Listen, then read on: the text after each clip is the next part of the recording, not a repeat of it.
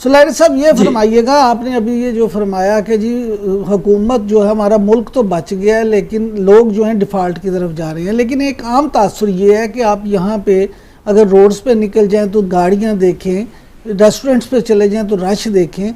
आम लोग ये समझते हैं और कहते हैं कि यहाँ पे हुकूमत गरीब है और आवाम अमीर है, शायद इसलिए भी हम डिफ़ॉल्ट नहीं कर पाए। तो इस पे आप क्या कहेंगे? क्या वाकई हमारी जो ग्रे इकॉनमी है वो कोई 50-60% है जिसकी वजह से ये सारे मामलात ऐसे हैं?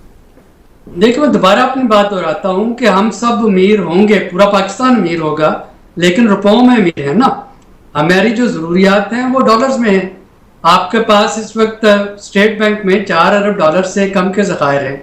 इसी जून में 3.5 अरब डॉलर जो है वो पेमेंट होनी है, जो कि बाद में हम एक्सपेक्ट कर रहे हैं कि रोल ओवर होकर वापस आ जाएगी चाइना से।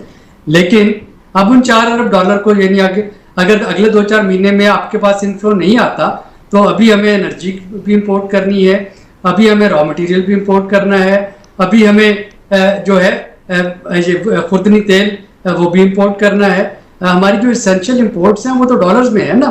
तो हमारे पास रुपए जो है तो हैं, लेकिन अगर आप उस रुपए के बराबर कुछ खरीद नहीं पाएंगे, करेंसी जो है वो आप बेशक बोरी भर के ले जाए। सुलैरी साहब, करेंसी डीलर्स जो हैं, बड़े बड़े करेंसी डीलर्स, मनी चेंजर्स, वो उनका ये कहना है कि अगर हुकूमत कोई इस तरह की पॉलिसी अनाउंस कर दे जिसमें सिक्योरिटी हो तो पाकिस्तान के लोगों के पास घरों में 25 से 30 अरब डॉलर मौजूद हैं, वो बैंकों में इसलिए जमा नहीं कराते कि उनका हुकूमत पे एतबार नहीं है। देखिए, एतबार से ज्यादा वो जो करेंसी डीलर्स कहते हैं वो ये कहते हैं जी कि सोर्स ना पूछे। अब अगर आप सोर्स नहीं पूछते तो इसका मतलब है कि आप एमनेस्टी दे रहे हैं। अगर आप एमनेस्टी दे रहे हैं या आप सोर्स नहीं पूछते, एमनेस्टी आपको IMF नहीं देने देता, चले IMF आपको थोड़ी देर के लिए आंखें बंद कर भी ले इस पे, तो फाटाफूरी तौर पे पकड़ लेगा कि ये तो लोगों का, यानी मैं ये भी समझता हूँ कि बहुत से लोगों ने अपना व्हाइट मनी जो है, टैक्स पेड मनी, उसको उन्होंने डॉलर्स में कन्वर्ट करा के लॉकर्स में या घरों में रख लिया है, इसी डर से कि डेप्रिशिएट हो रहा है। लेकिन अगर वो इसको बैंक में लेके जाएंगे और सोर्स उनसे ना पूछा जाए तो फाटक पकड़ लेगा, ग्रे लिस्ट की तरफ खुदा खास्ता जाने का खदशा है। तो पाकिस्तान के पास ऑप्शन जो है वो महदूद होती जा रही है। एक ही ऑप्शन है कि आपको IMF की तरफ जाना है और IMF को नाराज नहीं करना। अगर आप, और उसमें जो ये सारे बजट के अलावा जो एक दूसरी चीज़ है, महंगाई की आपने बात की। अब जो महंगाई के जो फैक्टर्स हैं वो तो बजट में आते ही नहीं है। महंगाई होती है बिजली की, महंगाई होती है गैस की, पेट्रोल की, डीजल की। पेट्रोल डीजल की कीमत हर 15 दिन के बाद ओगरा बताता है। गैस का ओगरा ने पहले से बता दिया कि 50% उसका टैरिफ बढ़ रहा होगा। बिजली जो है वो नेपरा उसका रेट मुतय्यन कर रहा होता है। तो वो जो महंगाई एक आम शहरी को मुतासर करती है वो अब फेडरल बजट का हिस्सा नहीं है। लिहाजा महंगाई, अगर हम समझते हैं कि इन सारे इकदाम के बावजूद बाद महंगाई कंट्रोल हो जाएगी, तो महंगाई तो कंट्रोल होने का भी नाम नहीं लेगी। सही। अच्छा चौधरी साहब, एक बड़ा सब लोग डिस्कस करते थे, हम लोग भी यहाँ डिस्कस करते थे प्रोग्राम में कि जी पॉलिटिकल स्टेबिलिटी होगी तो फिर ही इकोनॉमिक स्टेबिलिटी की तरफ जाएगा। अब लग रहा है कि जो मामला है वो इलेक्शन की तरफ, और फिर अगली जो हुकूमत आएगी वो ही आगे मुंतखब होकर मामलात चलाएगी। तो आपको लगता है कि इस साल इसकी तरफ एक डायरेक्शन शुरू हो जाएगी? आज वजीर खजाना ने कहा है कि मैं 12 अगस्त 2023 तक वजीर खजाना हूँ और अक्टूबर में हम इलेक्शन में जा रहे हैं। 54 अरब रुपए मुख्तस भी किए हैं इलेक्शन के लिए। तो इससे तो ये नजर आ रहा है कि अब हुकूमत संजीदा हो रही है इलेक्शन में जाने के लिए।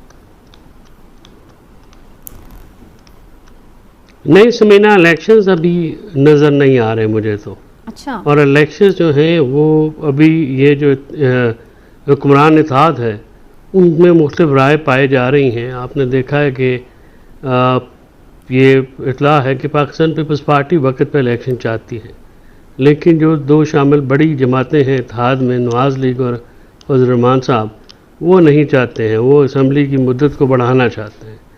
अब ये मामला जो है अगस्त में जाके क्लियर होगा।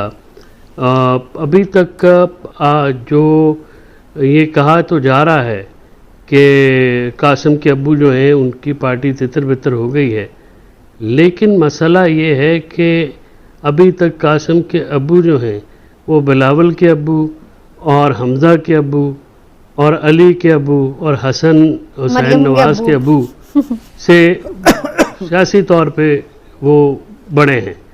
जब तक वो उनको कट टू साइज़ नहीं किया जाता, आप जितनी मर्ज़ी जो है वो पार्टियां बना लें, वो पार्टियों का जो वोट बैंक है वो नहीं है। अभी ये पार्टियां नई नई लॉन्च हुई हैं, इनको अपने कदम गाड़ने के लिए भी टाइम चाहिए। बिल्कुल ठीक। अभी जो है इनकी जो ये तो मैं अभी आगे डिटेल में डिस्कस भी करती हूँ, लेकिन इसका मतलब तो फिर ये हुआ चौधरी साहब कि ये इनस्टेबिलिटी फिर अभी इस साल तो हमें चलती हुई नजर आ रही है। फिर जितना मर्जी हम बजट दे लें, जो मर्जी हम प्लान्स बनाएं, मुझे ये इंस्टेबिलिटी अगले 2 सालों तक, मुझे 2 सालों तक ये इंस्टेबिलिटी खत्म होती हुई नजर नहीं आती। बिल्कुल ठीक है। सुलैरी साहब, अब फाइनली आपने बड़ा अच्छा ज़बरदस्त तरीके से हमें समझाया भी है और बहुत अच्छे से आपने इसको सारा रिव्यू भी दिया है। अब मुझे सिर्फ ये बताइए कि इस बजट के बाद आपको नज़र क्या आ रहा है? क्या इसमें मज़ीद आपको लगता है कि कुछ चेंजिंग्स आने वाले दिनों में हमें नज़र आएंगी? IMF भी कुछ शराइत रख सकता है मज़ीद, या फर्दर कोई नए टैक्सेस आयद होते आपको नज़र आएंगे, बाद में कोई मिनी बजट्स आएंगे, इसको इम्प्लीमेंट किया जा सकेगा एज इट इज़? सर इसको IMF जो है वो यकीनन इस सारे डॉक्यूमेंट्स को पढ़ रहा होगा, वो इस पर अपनी क्वेरीज रेज करेगा, वो ये जानना चाहेगा कि ये तरक्याती मंसूबे जो हैं इसके ये पैसे कहाँ से आने हैं, ये एक्सपेंडिचर जो हैं ये हमने क्यों इनको कंट्रोल नहीं किया, एग्जम्पशन जो हम देना चाह रहे हैं मुख्तलिफ चीज़ों पे, वो एग्जम्पशन पे भी इतराज़ करेगा। चूँकि आपको याद होगा शौकत तरीन साहब के मिनी बजट में बहुत सी एग्जम्पशन जो थी सेल्स टैक्स की वो सब वापस ले ली गई थी, चूँकि IMF ने कहा था जी किसी चीज़ पे एग्जम्पशन नहीं देनी, तो ये भी चलेगा। और जो फाइनल बजट असेंबली से पेश होगा वो कि इस वक्त अपोजिशन नहीं असेंबली में उतनी एक्टिव, लेकिन जैसे मिफ्ता साहब का बजट जो फाइनल असेंबली में पेश हुआ था उसके नंबर चेंज हो गए थे, तो पहला तो आपको यहाँ पे करेक्शन होती नजर आएगी असेंबली में जो फाइनल नंबर्स आते हैं।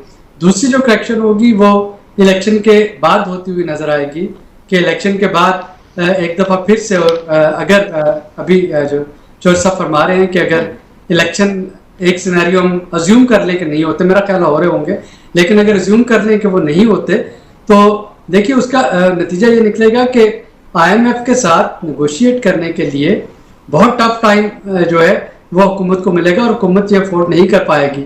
IMF जो है वो एक ख़ास लेवल के बाद जाके पाकिस्तान से नाउम्मीद होकर वापस चले जाएगी और वहाँ से फिर जो डिक्लाइन शुरू होगा उससे खुदा न खास्ता वापसी मुश्किल हो जाएगी। तो अच्छा सुलैरी साहब ये फरमाइएगा कि अगर आप इस वक्त मुल्क के वजीर खजाना होते और आज ये बजट आप पेश करते तो ऐसी क्या कोई ऐसी चीज़ है जो आज हुकूमत पेश नहीं कर सकी जो आप करते? मेरा नहीं ख्याल कि डार साहब ने कोई बुरा बजट बनाया। जो सियासी कंपल्शन है उनके तहत अगर मेरी जगह कोई भी वजीर खजाना होता तो इसी तरह का बजट पेश करता। मैं दोबारा कहता हूं कि ये बजट जो है ये शाहिद खान अब्बासी साहब का जो 2018 का छठा बजट था वो एक प्योर इलेक्शन बजट था, ये उससे अभी भी बहुत बेहतर है। लेकिन ये बजट प्रैक्टिकल इसलिए नहीं है कि इसको इम्प्लीमेंट करने के लिए पैसे नहीं है, और जहाँ से पैसे मिलने हैं वहाँ पे फिलहाल हमारे ताल्लुकात ठीक नहीं हो रहे, और अगर ये ताल्लुकात ठीक नहीं होते जो कि साहब हैं वो तो IMF को घास डालने को तैयार नहीं, और उन्होंने ये कहा है कि IMF अगर ना भी हो तो हम ये कर लेंगे, हम वो कर लेंगे। तो इस ये जो एतमाद है उसकी क्या वजह है कि वो पल्ले नहीं तेला ते कर दी मेला मेला, इसकी क्या वजह है? सर देखें ना कि वजीर आजम जो है, वजीर आजम खुद भी तो MD के साथ 2 दफ़ा इस महीने में बात कर चुके हैं।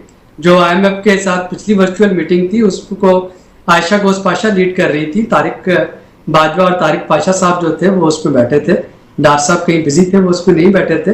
तो डार साहब की IMF से कोई जाती दुश्मनी तो नहीं, ना IMF की डार साहब से कोई जाती दुश्मनी है। असल चीज़ तो ये नंबर्स हैं, आप उन नंबर्स को ठीक कर लेते हैं या कन्विंस कर लेते हैं। तो IMF ने भी तो अपनी दुकान चलानी है, वो कर्जा देता है तो उसका कारोबार चलता है।